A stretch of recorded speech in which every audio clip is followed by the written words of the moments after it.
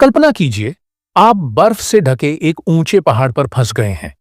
ठंड से शरीर सुन्न हो रहा है। बचाव दल समय पर नहीं पहुंच पा रहा और हर बीतता सेकंड आपको मौत के करीब ला रहा है। यह कोई फिल्मी कहानी नहीं, बल्कि एक सच्ची घटना है जो 2013 में जापान के फूजीसान पर्वत पर घटी थी। यह सिर्फ एक पर्वतारोहण दुर्घटना नहीं, बल्कि साहस, संघर्ष और एक असफल बचाव अभियान की मार्मिक दास्तान है। 1 दिसंबर 2013। ठंड का मौसम शुरू हो चुका था और फूजीसान पर तापमान -15 डिग्री था। उस दिन सुबह 4 बजे 6 पर्वतारोही फूजीसान पर चढ़ाई के लिए निकले। इनमें से 3 अनुभवी पर्वतारोही थे और 3 नौसिखिए। हालांकि एक वरिष्ठ पर्वतारोही व्यक्तिगत कारणों से शामिल नहीं हो सका और बाकी 5 लोगों ने यात्रा जारी रखी। वे सुबह 10:20 पर फूजीसान के 3,390 मीटर ऊंचे एक विश्राम स्थल पर पहुंचे। इस दौरान एक महिला सदस्य तबीयत खराब होने के कारण वापस लौट गई। अब सिर्फ 4 लोग आगे बढ़े। जैसे जैसे ऊंचाई बढ़ रही थी, ठंडी हवाएं उनके शरीर को सुन्न कर रही थीं। अनुभवी पर्वतारोही गोंग तियान ने देखा कि नौसिखिए बेहद थक चुके हैं, लेकिन उन्होंने चढ़ाई जारी रखी। सुबह 11:05 पर वे 3,600 मीटर की ऊंचाई पर पहुंचे और थोड़ी देर आराम करने लगे। लेकिन यह जगह बेहद खतरनाक थी, ढलानों से भरी हुई। वे सभी एक दूसरे को रस्सी से बांधना चाहते थे ताकि अगर कोई गिरे तो बाकी उसे संभाल सके। लेकिन अचानक एक पर्वतारोही का संतुलन बिगड़ गया और वह ढलान से नीचे गिर पड़ा। चूंकि वह रस्सी से जुड़ा हुआ था, बाकी 3 लोग भी उसके साथ खींचे चले गए और चारों 130 मीटर नीचे गिर गए। ऊपर मौजूद एक अन्य पर्वतारोहण दल ने यह दर्दनाक दृश्य देखा। उन्होंने बचाव के लिए आवाज लगाई, लेकिन नीचे गिरे पर्वतारोहियों में से किसी ने जवाब नहीं दिया। उनका कप्तान कियोशुई बचाव अभियान के लिए फोन करता है, लेकिन स्थिति इतनी खतरनाक थी कि तुरंत मदद नहीं मिल पाई। सुबह 11:14 पर बचाव दल को बुलाया गया।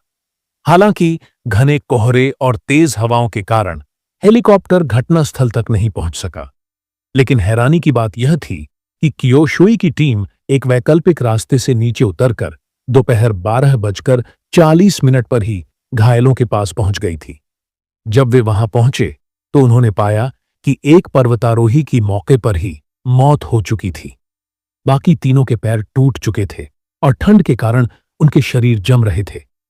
कियोशुई और उसकी टीम ने अपने गर्म कपड़े घायलों को दिए और उन्हें हिम्मत बंधाई। आखिरकार दोपहर 3:48 पर बचाव हेलीकॉप्टर फिर से लौटा। उन्होंने गोंग तियान को बचाकर अस्पताल भेज दिया। इसके बाद वे गांव क्याओ को हेलीकॉप्टर में ले जाने लगे। लेकिन तभी हुआ एक और भयानक हादसा। जब गांव क्याओ को ऊपर खींचा जा रहा था तो उनका पैर हेलीकॉप्टर के लैंडिंग गियर में फंस गया। हेलीकॉप्टर धीरे धीरे ऊपर उठने लगा और गांव क्याओ बीच हवा में लटक गए। पायलट और बचाव दल उन्हें बचाने की कोशिश कर रहे थे, लेकिन वह 4 मीटर की ऊंचाई से नीचे गिर गए। थके हुए बचाव दल ने दूसरी बार उन्हें ऊपर खींचने की कोशिश की, लेकिन ठंड और ऑक्सीजन की कमी के कारण उनका शरीर जवाब देने लगा। आखिरकार वे गांव क्याओ को वहीं छोड़कर वापस लौटने को मजबूर हो गए। शाम 7:30 पर बचाव दल वापस घटनास्थल पर लौटा, लेकिन अब तक बहुत देर हो चुकी थी। अगली सुबह 8:45 पर जब वे फिर से गांव क्याओ को खोजने गए तो उन्होंने पाया कि ठंड से उनका शरीर अकड़ चुका था और उनकी मौत हो गई थी। इस हादसे में कुल 2 पर्वतारोहियों की मौके पर ही मौत हो गई और बाकी 2 को अस्पताल ले जाया गया, जहां उनकी भी मृत्यु हो गई।